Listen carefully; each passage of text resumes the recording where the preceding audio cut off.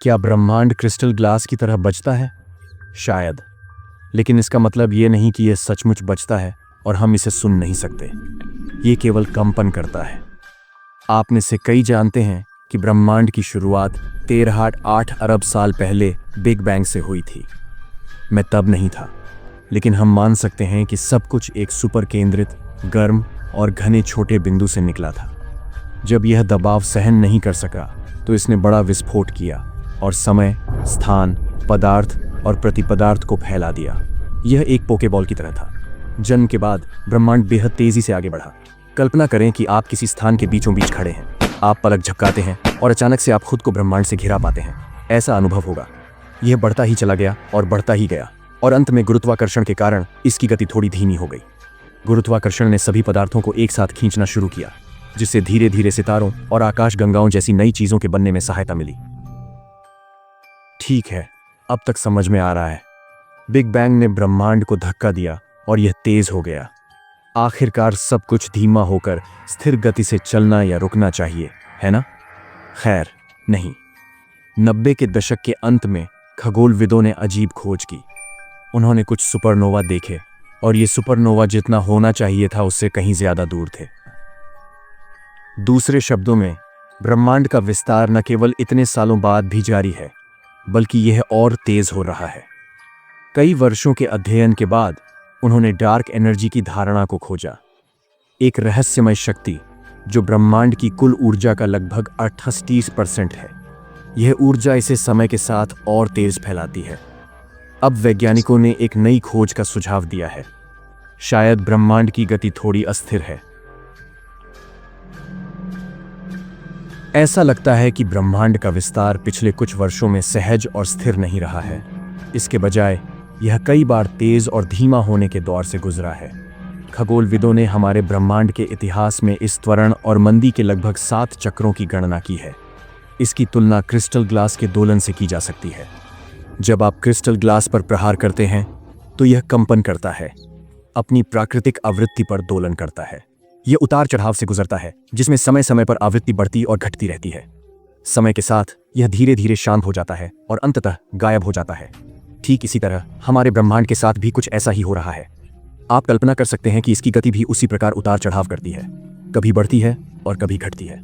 शुरू में बहुत तेजी से और फिर धीरे धीरे शांत रूप से, जैसे कि यह सिर्फ अलग अलग तरंगें नहीं हैं जो इसके माध्यम से यात्रा कर रही हैं, बल्कि हमारी पूरी दुनिया एक विशाल रिंगिंग वेव की तरह है। यह खोज वास्तव में एक दुर्घटनावश हुई थी।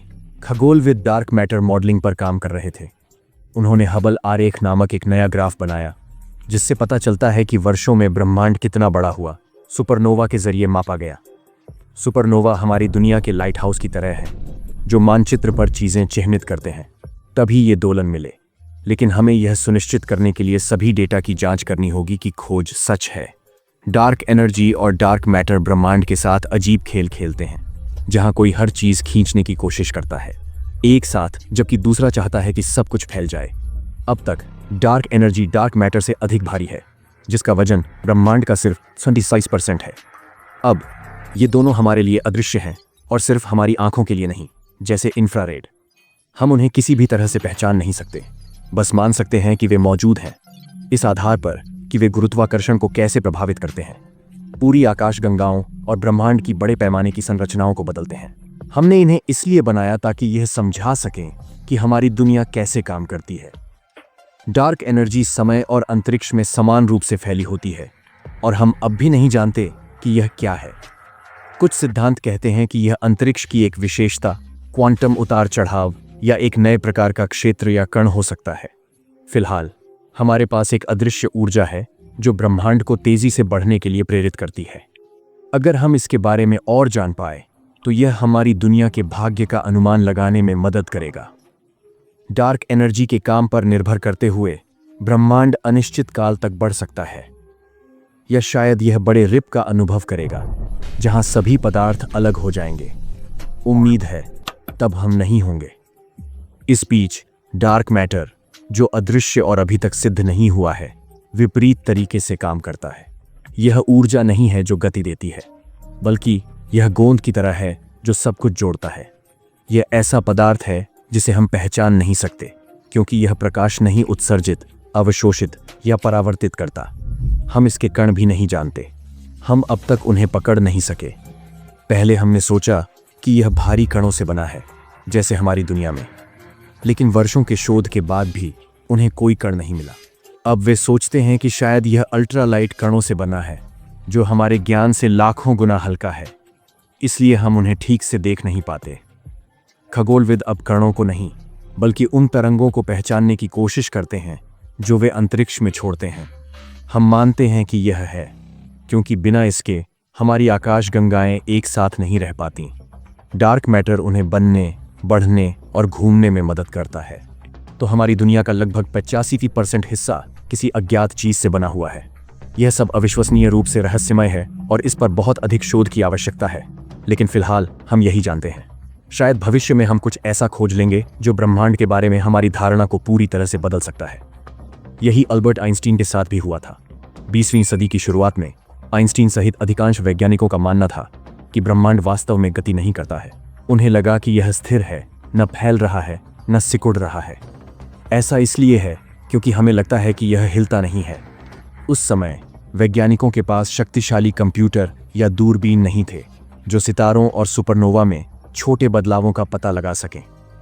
जब आइंस्टीन ने 1915 में सापेक्षता का सामान्य सिद्धांत विकसित किया, तो उनके समीकरणों ने सुझाव दिया कि ब्रह्मांड को फैलना या सिकुड़ना चाहिए।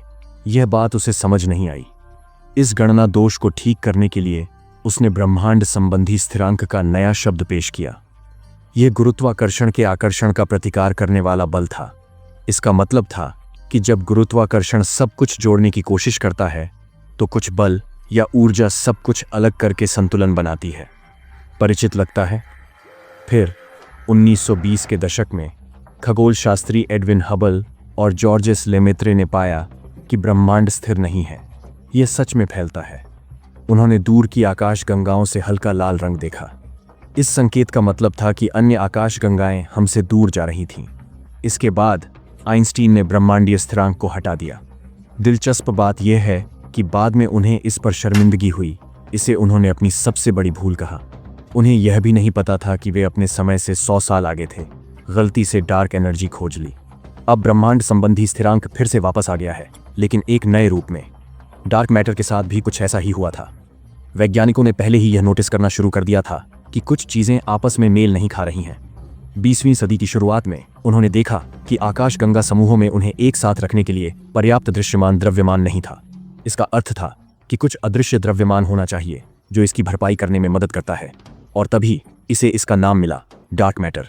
यह कई वर्षों तक अनसुलझा और अप्रमाणित रहा, और फिर अंततः वेरा रुबिन द्वारा खोजा गया जब वह आकाशगंगाओं और उनकी गति का निरीक्षण कर रही थी। उन्होंने महसूस किया कि आकाशगंगाओं के बाहरी हिस्से लगभग उतनी ही तेजी से चलते हैं जितनी कि उनके केंद्रीय हिस्से। यह वास्तव में समझ में नहीं आता है।